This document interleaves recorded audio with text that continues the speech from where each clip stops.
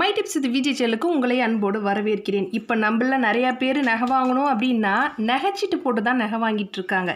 இப்படி நகைச்சீட்டு போட்டு நகை வாங்குறது லாபமா இல்லை நம்ம கை காசு போட்டு நகை வாங்குறது லாபமா அப்படின்றதையும், நகைக்கடையில் வேஸ்டேஜ் அதாவது செய்கூலியை எப்படி கால்குலேட் பண்ணுறாங்க, அதை தவிர்த்து எக்ஸ்ட்ரா சார்ஜ் என்னென்னலாம் வாங்குறாங்க அப்படின்றதையும், ஒரு 3 பவுன் தங்க நகை நகைச்சீட்டு போட்டு எப்படி வாங்கலாம் அப்படின்றதுக்கான ஒரு சேவிங் ஐடியாவையும் இந்த வீடியோவில் நம்ம பார்க்கலாம். இப்போ வாங்க நம்ம வீடியோக்குள்ளே போகலாம். நம்ம கை காசு போட்டு நகை வாங்கணும் அப்படின்னா எப்படி நகைக்கடையில் கால்குலேட் பண்ணுறாங்க அப்படின்றத பார்க்கலாம். இது பார்த்திங்கன்னா ஒரு 9 பவுன் 9 சவரம் உடைய ஒரு ஆரம். இந்த ஆரத்தை நம்ம கை காசு போட்டு இப்போ வாங்குகிறோம் அப்படின்னா ஃபஸ்ட்டு எப்படி கால்குலேட் பண்ணுறாங்க அப்படின்றத பார்க்கலாம். இன்றைய கோல்டு ரேட்டு அப்படின்னு பார்த்தீங்கன்னா 4700 ரூபாய் அப்படின்னு வச்சுப்போம். இப்போது ஆரம் வந்து 9 பவுன், அதாவது 72 கிராம் ஆரம். அடுத்தது இன்றைய கோல்டு ரேட் பார்த்தீங்கன்னா 4700 ரூபாய். அப்போ 72 × 4700 ஈக்குவல் டு 3,38,400 ரூபாய். அதாவது கோல்டு ரேட்டு மட்டும் நம்ம வாங்கக்கூடிய நகைக்கு 3,38,400 ரூபாய். அடுத்தது இதுக்கு வேஸ்டேஜ் அப்படின்னு சொல்லிட்டு ஒரு 10% போடுறாங்க அப்படின்னு வச்சுப்போம். So 10 × 3,38,400 divided by 100. இப்போது இதை கால்குலேட் பண்ணுறப்போ 33,840 ரூபா. இது வேஸ்டேஜ் கோல்டு ரேட்டு. அடுத்தது வேஸ்டேஜ். அடுத்தது பார்த்திங்கன்னா மேக்கிங் சார்ஜ் அப்படின்னு சொல்லிட்டு செய்கூலி அப்படின்னு சொல்லிட்டு ஒரு 1000 ரூபாய். சில கடையில் ரூபாயாவும் சொல்கிறாங்க, சில கடையில் 1% கூட மேக்கிங் சார்ஜ் போடுறாங்க. நான் பார்த்தீங்கன்னா ஒரு 1000 ரூபாய் மேக்கிங் சார்ஜுக்கு அப்படின்னு போட்டிருக்காங்கன்னு வச்சுப்போம். சில கடையில் வேஸ்டேஜ் தனியாக மேக்கிங் சார்ஜ் தனியாக போடுறாங்க. ஒரு சில கடையில் வேல்யூ அடிஷன் அதாவது VA அப்படின்னு சொல்லிட்டு வேஸ்டேஜ் ப்ளஸ் மேக்கிங் சார்ஜ் ரெண்டுத்தையும் சேர்த்து ஒரே பர்சன்டேஜாக இப்போ 10% வேல்யூ அடிஷன் 10% அப்படின்னு சொல்லிட்டு கால்குலேட் பண்ணுறாங்க. சில இடத்துல 11% கொஞ்சம் அதிகமாகவும் கால்குலேட் பண்ணுவாங்க. அது நம்ம வாங்கக்கூடிய நகைகளை பொறுத்து. நான் ஒரு தோராயமாக 10% இந்த நகைக்கு வேஸ்டேஜ் ஒரு 10% அப்படின்னு சொல்லியிருக்கேன். ஸோ வேல்யூ அடிஷன் சொல்லிட்டு வேஸ்டேஜ் ப்ளஸ் மேக்கிங் சார்ஜும் சில கடையில் போடுறாங்க. சில கடையில் வேஸ்டேஜ் தனியாக மேக்கிங் சார்ஜ் தனியாக போட்டுட்ருக்காங்க. அடுத்தது GST 3%. நம்ம ஒரு தங்க காசு வாங்கினாலும் சரி, ஒரு தங்க நகையாக வாங்கினாலும் சரி, GST 3% நம்ம கொடுத்து தான் வாங்கணும். இப்போ எல்லா பொருட்களுக்கும் GST வந்துடுச்சு. அதே போல் நகைகளுக்கும் GST 3% நம்ம கொடுக்கணும். ஸோ 3% 3 × 3,38,400 ரூபாய் டிவைடட் பை 100 அப்படின்னா அப்போ GST 10,152 ரூபாய். சப்போஸ் நம்ம வாங்கக்கூடிய நகையில் ஸ்டோன் இருந்துச்சு அப்படின்னா ஸ்டோன் சார்ஜ் எக்ஸ்ட்ரா வாங்குவாங்க. ஒரு ஸ்டோனுக்கு ரேட் போட்டுருவாங்க. இப்போது ஒரு ஸ்டோன் வந்து 50 ரூபா அப்படின்னு வச்சுக்கோங்க. அதில் ஒரு 10 ஸ்டோன் இருக்குது அப்படின்னா அது ஸ்டோனோட வேல்யூவை பொறுத்து, ஸ்டோனோட குவாலிட்டியை பொறுத்து.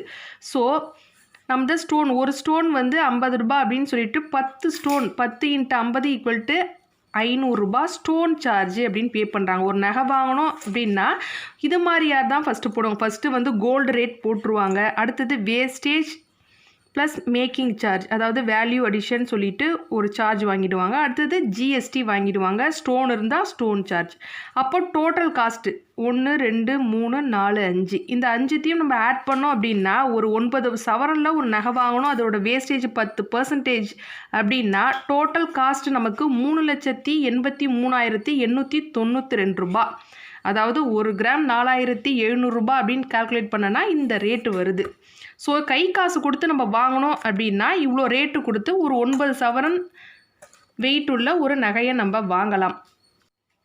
அடுத்தது நம்ம இதே நகையை நகைச்சீட்டு போட்டு வாங்கணும் அப்படின்னா எந்தளவுக்கு லாபம் அப்படின்றத நம்ம ஃபஸ்ட்டு பார்க்கலாம். ஃபஸ்ட்டு வந்து ஆரம் 9 பவுன் 72 கிராம் சேம் அதே தான். இதோட கோல்டு ரேட் பார்த்தீங்கன்னா இதே மாதிரியே கால்குலேட் பண்ணோம் அப்படின்னா 3,38,400 ரூபாய். வேஸ்டேஜ் அதாவது நம்ம வாங்கக்கூடிய நகைக்கு 18%க்கு மேலே இருந்துச்சுன்னா மட்டும்தான் வேஸ்டேஜை நகைச்சீட்டு போட்டால் கால்குலேட் பண்ணுவாங்க. அது வேஸ்டேஜ் அப்படின்றது ஒரு நகைக்கடையை பொறுத்தது. சில கடையில் 18%க்கு மேலே வேஸ்டேஜ் இருந்தால் மட்டும்தான் கால்குலேட் பண்ணுறாங்க. சில கடையில் வேஸ்டேஜே இல்லாமல் கூட கொடுத்துட்ருக்காங்க.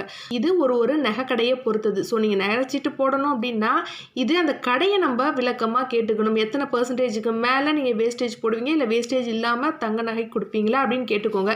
மேக்கிங் சார்ஜ் கண்டிப்பாக இல்லாமல் தான் கொடுப்பாங்க.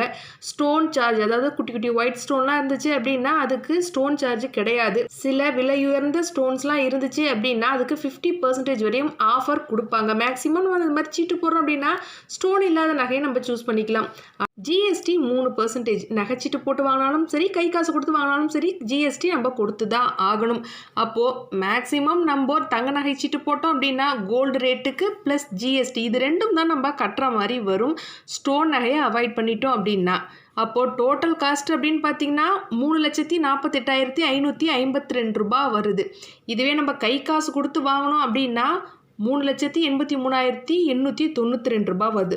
ஸோ இது ரெண்டுத்தையும் மைனஸ் பண்ணுறப்போ நமக்கு லாபமாக பார்த்தீங்கன்னா 35,340 ரூபாய் வரையும் நமக்கு லாபமாக கிடைக்கிது நகைச்சீட்டு போட்டு வாங்கணும் அப்படின்னா. ஸோ நகைச்சீட்டு போட்டு நம்ம நகை வாங்குறது கண்டிப்பாக நமக்கு லாபமாக தான் இருக்கும். இப்போ ஒரு 3 பவுன் கிட்ட நகைச்சீட்டு போட்டு எப்படி ஒரு நகை வாங்கலாம் அப்படின்னு ஒரு சேவிங் ஐடியா பார்க்கலாம். இந்த ஐடியா உங்களுக்கு ஒர்க் அவுட் ஆச்சு அப்படின்னா நீங்கள் வந்து சேவ் பண்ணி நீங்கள் ஒரு 3 பவுன் கிட்ட நீங்கள் தங்க நகை வாங்கலாம். இப்போ பார்த்தீங்கன்னா இப்போ மாதம் மாதம் உங்களோட ஒரு சேமிப்பு ஒரு 5,000 ரூபாய் அப்படின்னு வச்சுக்கோங்க. மாத சேமிப்பு 5,000 ரூபாய். இதை ஒரு நகைச்சீட்டாக நம்ம கட்டுறப்போ 11 மாதம் 5,000 ரூபான்னு கட்டுறப்போ நம்ம 55,000 ரூபாய் தான் கட்டியிருப்போம். நமக்கு 11 கிராம்லேருந்து 12 கிராம் வரையும் தான் நம்ம வந்து ஒரு நகையாக நம்ம வாங்கலாம். சப்போஸ் வந்து ஒரு நெக்லஸ் மாதிரி ஒரு 3 பவுன் கிட்ட வாங்கணும், குட்டியாக அப்படி வாங்கணும் அப்படின்னா ஒரு 5,000 ரூபாயை மாதம் மாதம் நீங்கள் சீட்டாக கட்டுங்க. அதாவது ஏல சீட்டாகவும் கட்டலாம், குலுக்கல் சீட்டாகவும் கட்டலாம். இந்த குலுக்கல் சீட்டு ஏல சீட்டு அப்படின்னா என்ன அப்படின்னு ஃபுல் டீட்டெயிலாக ஏற்கனவே ஒரு அப்லோட் பண்ணிருக்கேன் வீடியோ. அதை பார்த்தீங்கன்னா உங்களுக்கு ஒரு ஐடியா கிடைக்கும். ஸோ அந்த சீட்டு மூலயமா மாதம் மாதம் 5,000 ரூபாய் அப்படின்னு சொல்லிட்டு ஒரு 10 மாதத்திற்கு நம்ம 50,000 ரூபாய் கட்டுறோம்.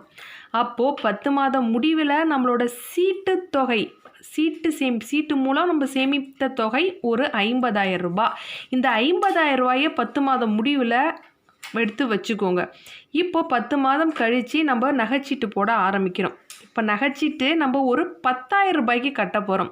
நம்ம மாத சேமிப்பு 5,000 ரூபாய் தானே, நம்ம எப்படி 10,000 ரூபாய் கட்டி ஒரு 3 பவுன் கிட்ட நகை வாங்குறது அப்படின்னா இப்போது நம்ம மாதம் பார்த்திங்கன்னா ஒரு மாத சேமிப்பு நம்மக்கிட்ட ஒரு 5,000 ரூபாய் இருக்குது. அதை எடுத்து வச்சுக்கோங்க. அடுத்தது இந்த சீட்டு மூலிமா நம்ம சேமித்தோம் இல்லையா 50,000 ரூபாய், அதுலேருந்து ஒரு 5,000 ரூபாய் மாதம் நம்ம எடுக்க போகிறோம். அப்போது மாத சேமிப்புலேருந்து ஒரு 5,000 ரூபாய், அடுத்தது இந்த சீட்டு சேமிப்புலேருந்து ஒரு 5,000 ரூபாய் அப்படின்னு சொல்லிட்டு 5,000 + 5,000 அப்படின்னு சொல்லிட்டு மாதம் நம்ம 10,000 ரூபாய் கட்ட போகிறோம். மாதம் 5,000 ரூபாய் அப்படின்னு சொல்லிட்டு மாத சேமிப்புலேருந்து நம்ம எடுத்து 11 மாதம் 55,000 கட்டிடுவோம். ஆனால் அந்த சீட்டு பணத்துலேருந்து நம்ம மாதம் 5,000 ரூபாய் எடுத்து கட்டுறோம் இல்லைங்களா, அது பார்த்திங்கன்னா 10 மாதத்துக்கு நம்ம 50,000 ரூபாய் கட்டி முடிச்சிடுவோம். 11வது மாதம் நம்ம கட்டக்கூடிய 10,000 ரூபாயில் 5,000 ரூபாய் மாத சேமிப்புலேருந்து எடுத்துருவோம். மிச்சம் 5,000 ரூபாய் பார்த்திங்கன்னா நமக்கு குறையும். அதுக்கு நம்ம என்ன பண்ணணும் அப்படின்னா அவசர தேவைக்கோசரம் ஏதாவது நம்ம பணம் வச்சுருந்தோம் அப்படின்னா அது எடுக்கக்கூடாது. இருந்தாலும் நம்மகிட்ட வேறு பணம் இல்லை, 5,000 ரூபாய் நம்ம ஏதாவது சேமிப்பு வச்சுருந்தா எடுத்து கட்டிடலாம். அப்படி இல்லை அப்படின்றப்போ இந்த அவசர தேவையிலேருந்து எடுத்துக்கோங்க. அப்படி இல்லை அப்படின்னா கைமாற்றா ஒரு 5,000 ரூபாய் திருப்பி தரேன் அப்படின்னு சொல்லிட்டு யார்கிட்டையாவது 5,000 ரூபாய் வாங்கிக்கோங்க. அடுத்த மாதம் சம்பளம் வந்ததும் மாதம் நம்ம 5,000 ரூபாய் சேமிப்பு தொகையாக எடுத்து வைப்போம் இல்லையா, அந்த 5,000 ரூபாவை உடனே அவசர தேவைக்கோசரம் எடுத்து வச்சிருந்த பணத்துலேருந்து நம்ம எடுத்துருந்தோம் அப்படின்னா திரும்ப அதில் வச்சிருங்க. அப்படி இல்லை கைமாற்றாக வாங்கியிருந்தோம் அப்படின்னா உடனே அந்த 5,000 ரூபாயை நீங்கள் ரிட்டர்ன் பண்ணிவிடுங்க. ஸோ இது மாதிரி நம்ம லாஸ்ட்டு குறையக்கூடிய 5,000 ரூபாயை நம்ம பேலன்ஸ் பண்ணிடணும். இது மாதிரி நம்ம பணம் 11 மாதம் கட்டிக்கிட்டே வந்தோம் 10,000 அப்படின்னா 11வது மாதம் முடிவில் நமக்கு 1,10,000 ரூபாய் கட்டியிருப்போம். கோல்டோட ரேட்டு ஒரு 5,000 ரூபாய் கிட்ட நம்ம வச்சுக்கிட்டாலுமே இப்போ பார்த்தீங்கன்னா 4,700 ரூபாயும் சம்திங் தான் விற்கிது. நம்ம 5,000 ரூபான்னு வச்சுக்கிட்டா கூட நம்ம இந்த அமௌண்ட்டில் 22 கிராம் கிட்ட நம்ம நகை வாங்கலாம். அதாவது 3 பவுன் கிட்ட வாங்கலாம். இது கூடவும் நம்ம இதுக்கு இன்னும் அதிகமாக அதாவது 24 கிராம் கிட்ட வாங்கவும் நமக்கு வாய்ப்பு இருக்குது. இது மாதிரி வரப்போ ஒரு நகையாக ஒரு குட்டி நெக்லஸாக நம்ம வாங்கி வச்சுக்கிட்டோம் அப்படின்னா நம்ம 21வது மாதம் முடிவில் நம்ம கிட்ட பார்த்தீங்கன்னா ஒரு 3 பவுன் கிட்ட ஒரு தங்க நகை இருக்கும். நான் ஏற்கனவே நகைச்சீட்டுனா என்ன, 11 மாதம் ஸ்கீமில் எப்படி நகைச்சீட்டு கட்டலாம் அப்படின்னு ஒரு வீடியோ அப்லோட் பண்ணிருக்கேன். தங்க நகை சேமிக்கிறதுக்கான சேவிங் ஐடியாஸையும் போட்டிருக்கேன். சீட்டு பற்றியான வீடியோஸும் நான் ஏற்கனவே அப்லோட் பண்ணியிருக்கேன். கண்டிப்பாக பார்த்தீங்கன்னா உங்களுக்கு ஒரு ஐடியா கிடைக்கும். ஸோ இந்த சேவிங் மெத்தட் உங்களுக்கு பிடிச்சிருந்தது, இல்லை இதில் உங்களுக்கு ஒரு ஐடியா கிடைச்சிது அப்படின்னா கண்டிப்பாக லைக் போட மறக்காதீங்க. கண்டிப்பாக இந்த சேனலை சப்ஸ்கிரைப் பண்ணிக்கோங்க. பக்கத்தில் இருக்க பெல் ஐக்கானையும் கண்டிப்பாக கிளிக் பண்ணுங்கள். அப்போ தான் நான் போடக்கூடிய வீடியோஸோட நோட்டிஃபிகேஷன் உங்களுக்கு உடனே வரும். Okay friends, thank you.